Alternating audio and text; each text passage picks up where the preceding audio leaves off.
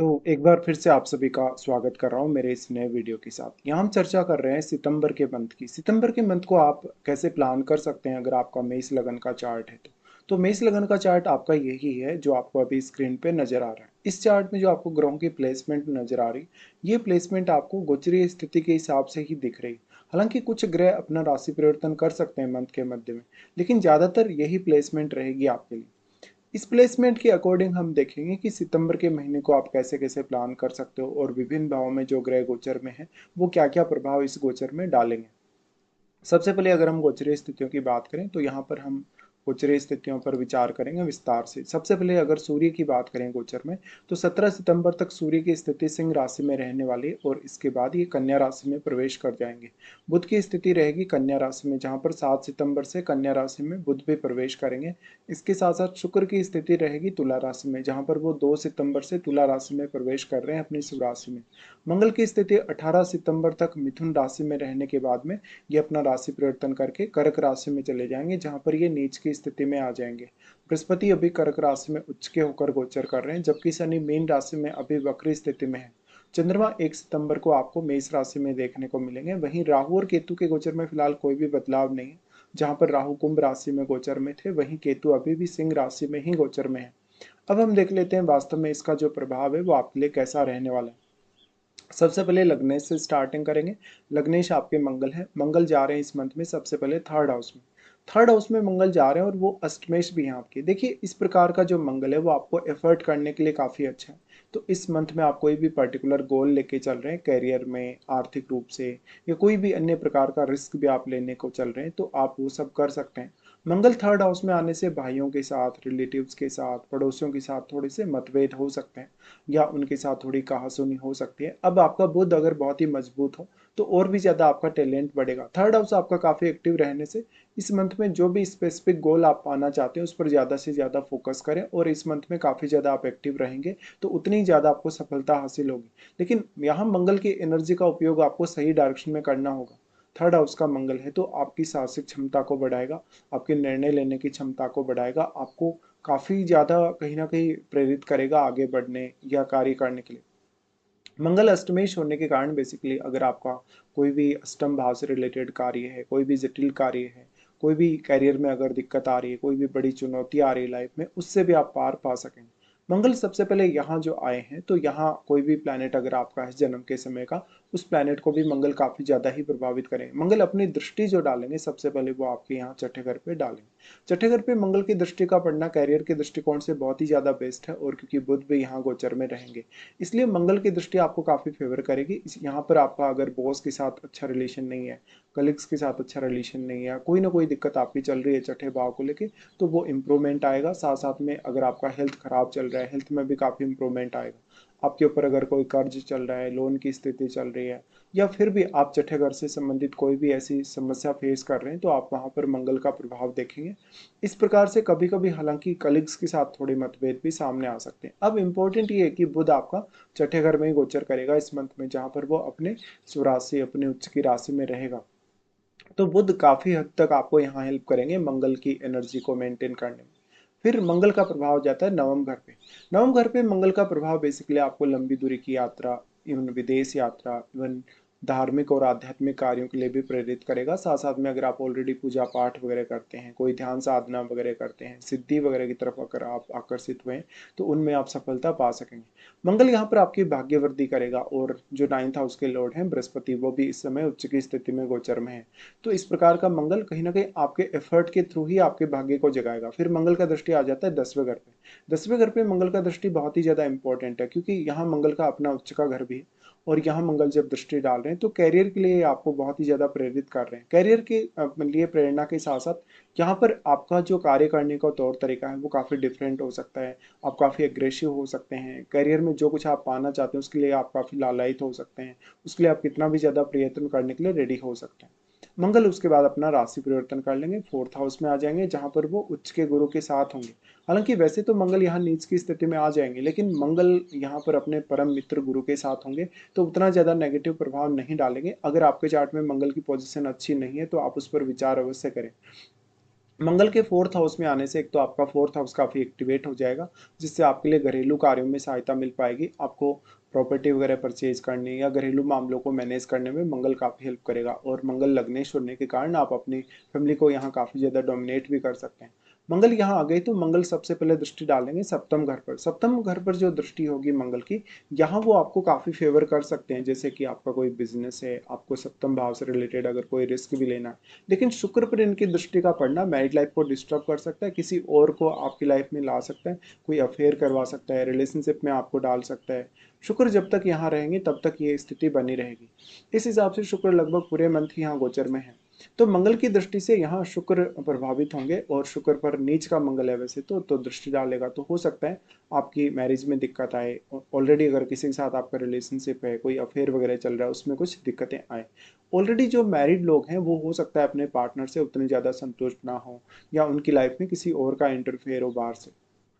शुक्र यहाँ आ रहे हैं तो शुक्र क्योंकि दूसरे घर के लॉर्ड हैं, और शुक्र भी यहाँ मंगल के प्रभाव की वजह से एक्टिवेट होंगे। जो मंगल का प्रभाव अब आपके 10th हाउस पे जो डायरेक्टली पड़ रहा है, ये करियर में आपको ज़्यादा सपोर्ट कर पाएगा। और अब आपका शनि भी क्योंकि 12th हाउस में गोचर कर रहा है, जो कि आपका 10th हाउस का लॉर्ड है और अभी वक्री स्थिति में है, इसलिए शनि भी आपको उतनी ज़्यादा कहीं ना कहीं रुकावट नहीं डाल रहे। तो मंगल के दोनों ही गोचर आपको कैरियर में बहुत ही ज़्यादा हेल्पफुल रहेंगे। अब मंगल का यहाँ प्रभाव रहने से अक्सर बॉस वगैरह के साथ रिलेशन खराब हो सकते हैं। अगर आप किसी बड़े पद पे कार्य कर रहे हैं, किसी प्रशासनिक पद पे कार्य कर रहे हैं, तो आपका जो रुतबा है और भी ज़्यादा बढ़ सकता है, या प्रमोशन वगैरह की स्थिति बन सकती है, सैलरी वगैरह बढ़ सकता है। मंगल का यहाँ से प्रभाव रहेगा 11वें घर पे। वैसे राहु यहाँ गोचर कर रहे हैं, तो मंगल का यहाँ प्रभाव का होना आपकी अपेक्षाओं में तीव्र वृद्धि करेगा। धन संबंधी अपेक्षाएं, रिलेशनशिप संबंधी अपेक्षाएं, और भी बहुत सारी अपेक्षाएं आपकी काफ़ी तेजी से बढ़ेंगी, जिनको पूरा करने के लिए आप अपनी तरफ से पूरा पूरा एफर्ट करेंगे। तो एक तरीके से मंगल का गोचर बहुत ही ज़्यादा महत्वपूर्ण है अगर आपका मेष लगन का चार्ट है तो। फिर यहाँ शुक्र को देखते हैं। शुक्र दूसरे घर के लॉर्ड और 7वें घर के लॉर्ड है। शुक्र का गोचर सप्तम में होगा, जहां पर शुक्र अगर देखा जाए तो शुक्र की जो स्थिति बन रही है 2 सितंबर से आ रहे हैं शुक्र तुला में। यहाँ पे आपका मैरिज होना, इवन कोई नया रिलेशनशिप होना, ऑलरेडी मैरिड हो तो कोई एक्स्ट्रा मैरिटल अफेयर वगैरह होना, इसके चांसेस हैं। शुक्र से रिलेटेड आपका कोई भी बिजनेस है तो आपकी काफ़ी अच्छी ग्रोथ भी होगी। शुक्र की इस प्रभाव की वजह से बेसिकली आपका की लगन को शुक्र प्रभावित कर रहे हैं, तो आपका अट्रैक्शन बढ़ाएंगे, आपको काफ़ी ज़्यादा अच्छा दिखाने की कोशिश करेंगे, आपके लगन को कहीं ना कहीं थोड़ा एम्पलीफाई करेंगे, या हो सकता है आपका मान सम्मान बढ़े, आपकी प्रतिष्ठा बढ़े, लोगों के साथ आपकी डीलिंग अच्छी हो, लोगों के साथ आपका व्यवहार बहुत अच्छा हो। शुक्र वैसे अगर देखा जाए तो क्योंकि यहीं गोचर करेंगे लगभग पूरे महीने, तो पार्टनर से कुछ सपोर्ट मिलने की संभावना है। बट अगर आपका मंगल खराब स्थिति में है तो पार्टनर के साथ रिश्ता आपका बिगड़ भी सकता है। तो शुक्र की ऑलमोस्ट स्थिति आपको ज़्यादातर मामलों में तो फेवर ही करेगी। अगर आपका शुक्र जन्म के समय का अगर अच्छा नहीं है चार्ट में, तो हो सकता है आपको कुछ दिक्कतें आए यहाँ पे। फिर हम देखते हैं बुध को। बुध तीसरे घर के लॉर्ड और छठे घर के लॉर्ड है, लेकिन बुध गोचर करेंगे आपके यहाँ पे छठे ही घर में। अपने उच्च की स्थिति में बुध रहेंगे, कैरियर के लिए मोस्टली हेल्पफुल रहेंगे। यहाँ फिर सूर्य भी आ जाएंगे, और सूर्य के आने के बाद बुध का प्रभाव और भी ज़्यादा कहीं ना कहीं बढ़ जाएगा, इन्हेंस हो जाएगा। तो बुध का मेनली इंपॉर्टेंस अब आपके लिए कैरियर के लिए बहुत ही अच्छा है। इसके साथ साथ कोई भी बाधा अगर आपकी ज़िंदगी में चल रही है, कोई भी कर्ज जैसी स्थिति, कोई भी चुनौती कैरियर में आ रही है, उससे आप आसानी से पार पा सकते हैं। बुध यहाँ पर आपको काफ़ी तेज़ी से सोचने, काफ़ी तेज़ी से निर्णय लेने के लिए प्रेरित करेंगे। और बुध क्योंकि लगभग वो मंगल की दृष्टि में भी स्टार्टिंग में रहेंगे, तो बुध का इम्पैक्ट काफ़ी अच्छा है। और थर्ड हाउस में ऑलरेडी क्योंकि मंगल गोचर करेंगे ही, इसलिए ये महीना आपके लिए एफर्ट करने के लिए है, ज़्यादा से ज़्यादा प्रयास करने के लिए है। उसके बाद देखते हैं चंद्रमा को। चंद्रमा आपके फोर्थ हाउस के लॉर्ड हैं, लेकिन स्टार्टिंग में इनकी स्थिति मेष राशि में रहेगी, तो लगभग 1-2 तारीख को आपको चंद्रमा लगन में देखने को मिलेंगे। लगन का चंद्रमा है, परिवार के प्रति काफ़ी डेडिकेटेड बनाएगा, आपको परिवार के प्रति कोई बड़ी जिम्मेदारी मिल सकती है। इस समय आप अपने रिश्तों को लेकर भी थोड़े से सीरियस रहेंगे। चंद्रमा हालांकि आपको बहुत इमोशनल बना सकते हैं, आपकी उग्रता, आपके मन पर आपका थोड़ा कम कंट्रोल रह सकता है, आप बहुत ही ज़्यादा इमोशनल हो सकते हैं स्टार्टिंग में इस मंथ में। तो आपका बेसिकली अपने रिश्तों के साथ, जैसे अपने परिवार के लोगों के साथ, अपने जीवन साथी के साथ, इवन संतान के साथ रिलेशनशिप बहुत ही खास रहने वाला है। फिर चंद्रमा आ रहे हैं उच्च की स्थिति में, लगभग 2-3 तारीख के आसपास ये इनकी स्थिति बन पाएगी। तो ये जो स्थिति बनेगी, इसमें अचानक से आपको कहीं से धन लाभ होना, कहीं से रुका हुआ पैसा मिलना, कहीं पे आपकी कोई परिवार संबंधी इच्छा थी वो कंप्लीट होना, ऐसे चांसेस हैं।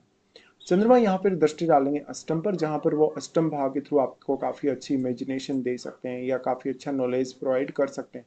वैसे अष्टम भाव चंद्रमा के लिए नीच का जरूर होगा आपका अष्टम भाव, लेकिन चंद्रमा क्योंकि स्वयं उच्च की स्थिति में होंगे, फिर चंद्रमा थर्ड हाउस में आ जाएंगे जहाँ पर वो मंगल से प्रभावित होंगे। मंगल से प्रभावित होने के कारण इस समय आपका गुस्सा बढ़ेगा। ये 5-6 तारीख के आसपास की स्थिति है, तो इस समय आपको थोड़ा खुद पर कंट्रोल रखना होगा। आपका भाइयों के साथ, रिलेटिव्स के साथ कोई विवाद वगैरह हो सकता है, बट इंपॉर्टेंट ये है कि चंद्रमा फोर्थ हाउस के लॉर्ड है, तो वो फोर्थ हाउस के लिए बहुत अच्छा हो जाएगा। फिर चंद्रमा फोर्थ हाउस में ही आ जाएंगे अपने स्वराशि में, जहाँ पर गुरु के साथ मिलकर वो गजकेसरी योग का निर्माण करेंगे। यहाँ पर एक प्रॉपर अच्छा योग बनेगा जो आपकी सफलता के लिए अच्छा है, कैरियर के लिए अच्छा है, आपके मान सम्मान और आपकी रेपुटेशन के लिए अच्छा है। फिर हम देखते हैं सूर्य को। सूर्य आपके पंचमेश है। सूर्य अगर गोचर में देखे जाएं तो सूर्य अपने स्वयं के ही घर में गोचर में रहेंगे, और लगभग 17 वो तारीख है, 17 सितंबर तक, जब तक सूर्य यहाँ रहेंगे अपनी स्वराशि में। देखिए, सूर्य की वजह से सिर्फ आपको पंचम भाव में ही थोड़ा बहुत फायदा मिल पाएगा। सूर्य की दृष्टि का आपको कोई विशेष लाभ यहाँ नहीं मिल पाएगा। बेसिकली सूर्य केतु के साथ कंजक्शन में है, तो यहाँ आपको हो सकता है संतान से थोड़े मतभेद रहें, आप में उग्रता बहुत ज़्यादा रहे, आपके कुछ डिसीजंस गलत हो जाएं, कुछ डिसीजन में आपको धैर्य नहीं रहे। सूर्य यहाँ पर आपको कोई बहुत ज़्यादा मान सम्मान में वृद्धि नहीं देने वाले, क्योंकि केतु भी उतना ही ज़्यादा प्रभावी है लियो में। फिर सूर्य यहाँ से अपना राशि परिवर्तन कर लेंगे, तो 17 के बाद में वो जा रहे हैं छठे घर में, जहाँ पर वो सर्वश्रेष्ठ रिजल्ट आपको प्रदान करेंगे। सूर्य का छठे घर में आना आपको कैरियर में मोस्टली हेल्प करेगा। कैरियर के साथ साथ आपकी विदेश यात्रा, विदेश से संबंध है अगर, या आपका हो सकता है जो वर्क प्लेस है उस पर मान सम्मान बढ़ेगा, आपकी प्रतिष्ठा बढ़ेगी। उसके बाद यहाँ से आगे बढ़ जाते हैं, और जैसे हमने बात की सभी ग्रहों के बारे में, ऑलमोस्ट अभी गुरु के बारे में भी विचार कर लेते हैं। गुरु आपके 9th हाउस के लॉर्ड और आपके 12th हाउस के लॉर्ड हैं। फिलहाल गुरु उच्च की स्थिति में चल रहे हैं गोचर में, और आपके 4th हाउस में चल रहे हैं।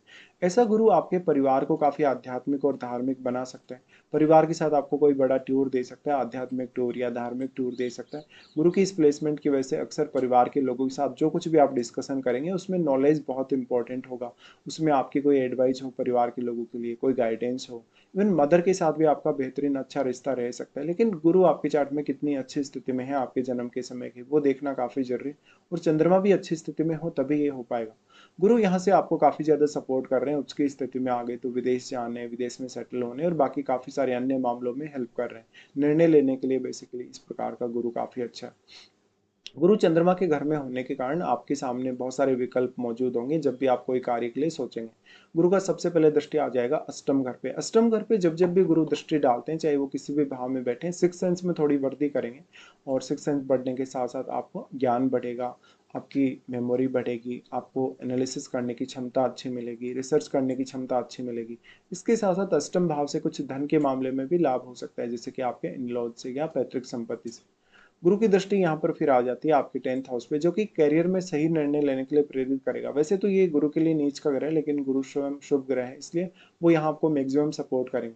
गुरु की दृष्टि फिर होगी 12th हाउस पे। 12th हाउस पे गुरु की दृष्टि मैरिड लाइफ के दृष्टिकोण से उतनी अच्छी नहीं होगी, हालांकि शनि वक्री भी है अभी, फिर भी। तो गुरु जैसा प्लैनेट अगर 12th हाउस पे दृष्टि डाल रहा है तो परिवार के लिए बड़ा खर्चा दिखाता है, कोई मदर के लिए कोई ट्रीटमेंट वगैरह दिखाता है। साथ में अगर आपका लेकिन फॉरेन सेटलमेंट है, अगर आप फॉरेन जाना चाहते हैं आने वाले समय में, तब गुरु थोड़ा आपको ज़्यादा लाभ यहाँ दे सकता है। फिर शनि के बारे में विचार करते हैं। शनि 10th और 11th हाउस के लॉर्ड है। शनि फिलहाल अभी वक्री हो चुके हैं, और वक्री शनि तो आपको डिले नहीं करेगा। गुरु का दृष्टि भी यहाँ पर शनि पर है, इसलिए शनि के प्रभाव थोड़े और भी आपके फेवर में हो सकते हैं। अब शनि सबसे पहले अपनी दृष्टि वाणी स्थान पे डाल रहे हैं, जहाँ पर वो आपको काफी सपोर्ट कर रहे हैं आपकी वेल्थ के लिए, अर्निंग्स के लिए, सेविंग्स के लिए और परिवार के साथ अच्छा रिलेशनशिप रखने के लिए। लेकिन वाणी स्थान पे शनि का जब जब भी दृष्टि आता है तो व्यक्ति थोड़ा स्पष्टवादी हो सकता है, थोड़ा कभी कभी क्रूर भी हो सकता है, या काफी रिजिड हो सकता है। शनि की यहाँ दृष्टि आने से अब आप अपने परिवार के लिए बहुत ज़्यादा डिसिप्लिन वे में सामने आएंगे, परिवार के लिए सेविंग वगैरह करने की कोशिश करेंगे और काफ़ी मेहनत भी करेंगे परिवार के लिए। फिर इनका दृष्टि आ जाता है छठे घर पे। छठे घर पे दृष्टि क्योंकि शनि वक्री हैं तो इतना ज़्यादा प्रॉब्लम नहीं होगा, और वैसे भी यहाँ पे बुध अपनी स्वराशि और उच्च की राशि में, तो बुध का प्रभाव भी यहाँ काफ़ी अच्छा है, और बुध वैसे भी शनि के मित्र हैं। तो यहाँ शनि आपको बहुत अच्छा डेडिकेशन, बहुत अच्छा अनुशासन देने वाले हैं 6th हाउस रिलेटेड मामलों में। तो हो सकता है आप अपने टाइम पे ऑफिस में पहुँचने की कोशिश करेंगे, टाइम का अच्छा यूटिलाइजेशन करेंगे लाइफ में, टाइम को काफ़ी अच्छे से कंज्यूम करेंगे, और पूरा पूरा टाइम किसी भी काम के लिए लेंगे, लेकिन आपकी प्लानिंग्स उतनी ही ज़्यादा परफेक्ट होंगी। तो अब यहाँ पे हम राहु और केतु के लिए कोई भी डिस्कशन वैसे नहीं करने वाले। राहु और केतु के बारे में पहले काफ़ी बार चर्चा हो चुकी है और अब सीधे यहाँ से एक और भाव के बारे में डिस्कशन करके आगे बढ़ जाएंगे। तो उसके बाद जो शनि का जो लास्ट वाला यानी 10th एस्पेक्ट जो पढ़ रहा है यहाँ से, वो पढ़ रहा है 9th हाउस में। वैसे गुरु क्योंकि उच्च की स्थिति में चल रहे हैं 9th हाउस के लॉर्ड, तो यहाँ शनि कोई भी आपको मेजर डिले नहीं करेगा, वैसे भी वक्री हो चुका है। तो हायर स्टडीज के लिए अच्छा हुआ, भाग्य के निर्माण के लिए अच्छा हुआ। हालांकि भाग्य का निर्माण आपको अपनी खुद के एफर्ट से ही करना होगा। शनि की दृष्टि यहाँ होने से बेसिकली दूसरे धर्मों, दूसरी संस्कृतियों के साथ आप अच्छा समायोजन कर सकते हैं। विदेश अगर आप चले गए हैं, विदेश में रह रहे हैं, तो आपके लिए काफ़ी अच्छा होगा। इस समय में बेसिकली वो लोग जो बहुत ज़्यादा आध्यात्म की तरफ प्रेरित हो रहे हैं, ध्यान साधना, सिद्धि वगैरह की तरफ प्रेरित हो रहे हैं, या नए नए आपका एंट्री हुई है आपकी हायर स्टडीज़ में, तो उन लोगों को काफ़ी ज़्यादा एक्साइटमेंट रहेगा और वो लोग काफ़ी अनुशासित होकर यहाँ कार्य करें। उसके बाद हम डायरेक्टली आगे बढ़ जाते हैं। इस मंथ में कौन कौन से अच्छे दिन हैं, इस मंथ में कौन कौन से खराब दिन भी आपके लिए हैं, वो देख लेते हैं। सबसे पहले अच्छे दिनों की बात की जाए तो आपके लिए 1 से 8 तारीख तक, 14, 15 और 18 से 20 तारीख तक ये दिन विशेष रहने वाले हैं। अगर आपका कोई भी काम है जिसमें बार बार रुकावट आ रही है, बार बार कोई बड़ी समस्या अगर आपको आ रही है, तो आप इन दिनों में उन कार्यों की प्लानिंग्स कर सकते हैं। फिर देखेंगे कौन कौन से ऐसे दिन हैं जहाँ पर आपको कुछ दिक्कतें रहेंगी। देखिए, चंद्रमा जब कन्या से गोचर करेंगे तो 11 से 13 तक ये स्थिति बनेगी। 11 से 13 तक बेसिकली आपका रूटीन लाइफ बहुत बिजी रह सकता है। आपके रूटीन में काफ़ी उतार चढ़ाव आ सकते हैं, आपको प्लानिंग करने में काफ़ी नुकसान हो सकता है, कुछ गलत फैसले भी हो सकते हैं। इस समय आप हो सकता है किसी की सहायता किए हो किसी भी तरीके से, तो सामने वाला पर्सन जस्ट आपका फायदा ही उठाएगा। चंद्रमा जब स्कॉर्पियो में आ जाएंगे तो नीच की स्थिति में आ जाएंगे। 16-17 को इनकी ये स्थिति बन रही। 16 और 17 को आपके लिए कार्य करना काफी कठिन होगा, मानसिक रूप से प्रेशर या कोई ना कोई व्यवधान होगा। 16 और 17 को अचानक से धन संबंधी स्थितियों में परिवर्तन हो सकता है। चंद्रमा फिर मीन में आ रहे हैं 26 और 27 को। 26 और 27 को परिवार के लिए कोई बड़ा खर्चा होना, परिवार के सदस्य की सेहत के लिए कोई खर्चा होना, परिवार के सदस्यों के साथ काफ़ी मिसअंडरस्टैंडिंग होना, परिवार से डिटेचमेंट फील होना, ये सब हो सकता है। और स्वास्थ्य को लेकर आपको विशेष तौर पे ध्यान देना होगा।